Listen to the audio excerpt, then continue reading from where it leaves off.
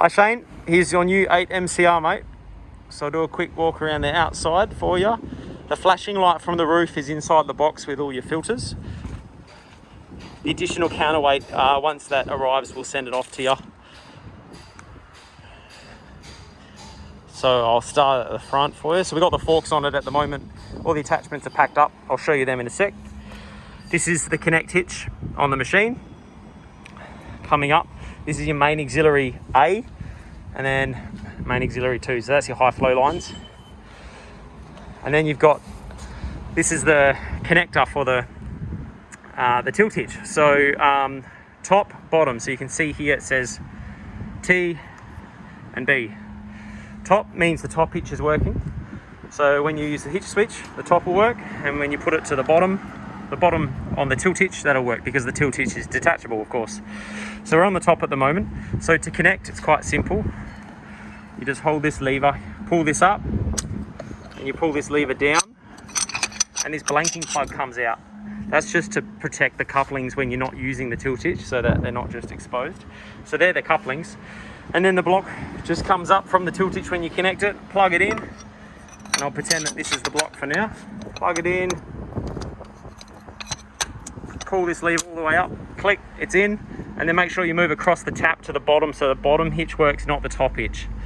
So that's really important. So that's that. And then on the other side, we've just got your case drain line. So this runs straight back to tank for any third hoses that you need. So moving along the boom, anti-drop valves on the bucket cylinder and the middle cylinder and the dipper cylinder and the back cylinder.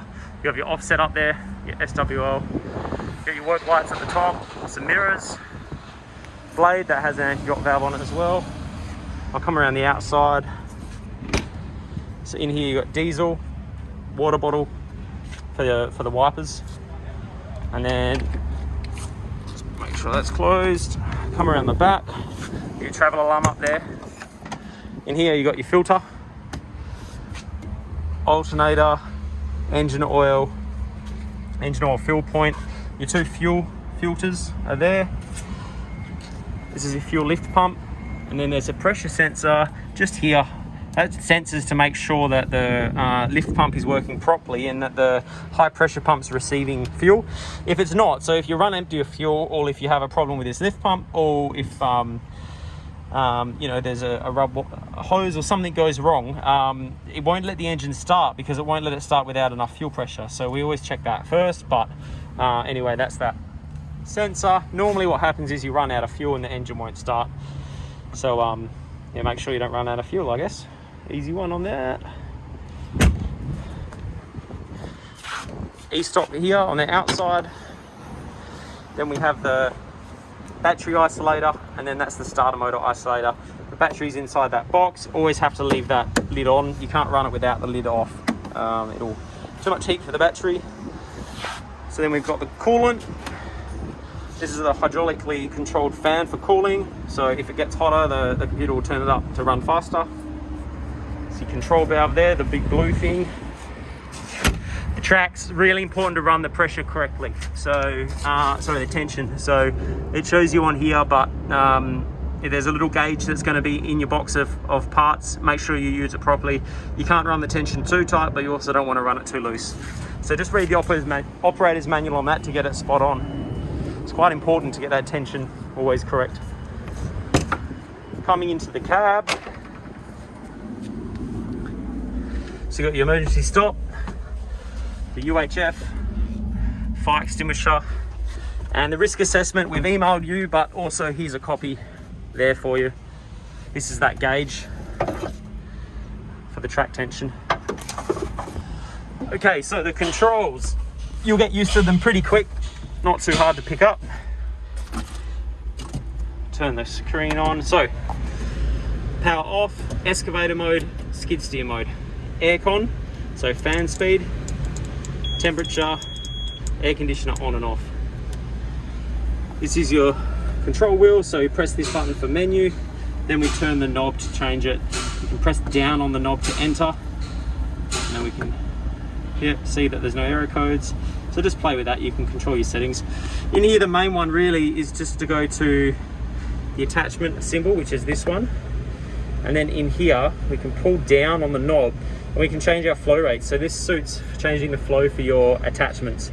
So on the tilt hitch, which is the left joystick, we want to turn this down to about 40%, otherwise the tilt hitch is going to move too fast for you.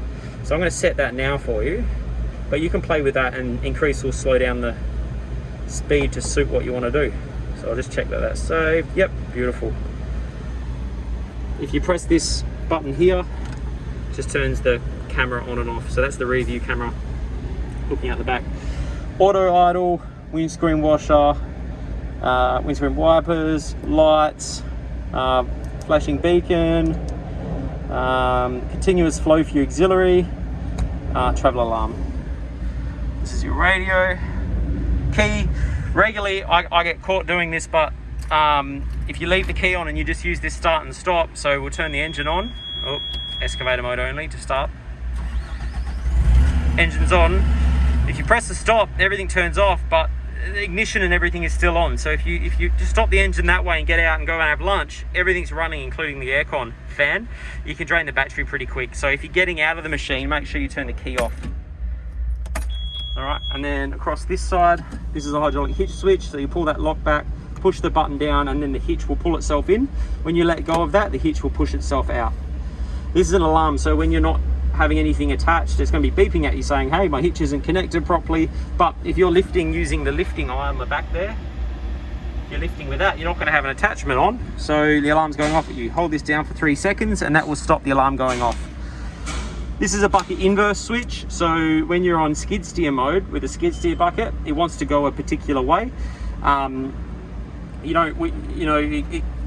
you pull the joystick in, the bucket wants to go up.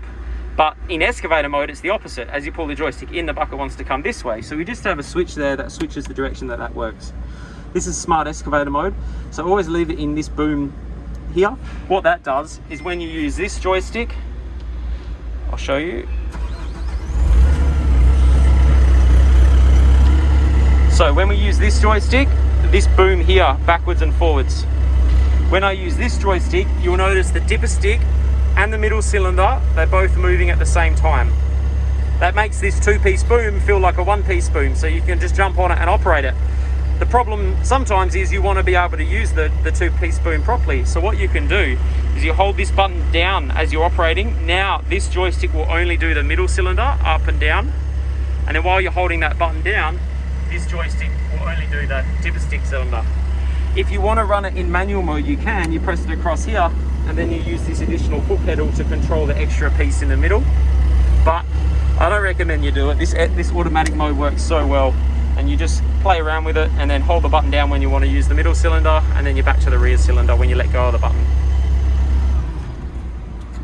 This is your tilt. So this button, you press this button and it switches between whether the offset, which is the offset boom, or the tilt is working. So you just press the button and it switches which function. Under here, that's your 2-speed button for your travel. Over this side, this is your auxiliary 1, so your high flow circuit. This is the button for the boom that I just explained, and then the horn button is underneath, so that's the horn. First service at 100 hours, and you have the filters to do that, and you've got filters up to 1,000 hours. Any questions, mate, fire them back at us and we're happy to help. Thanks again, mate.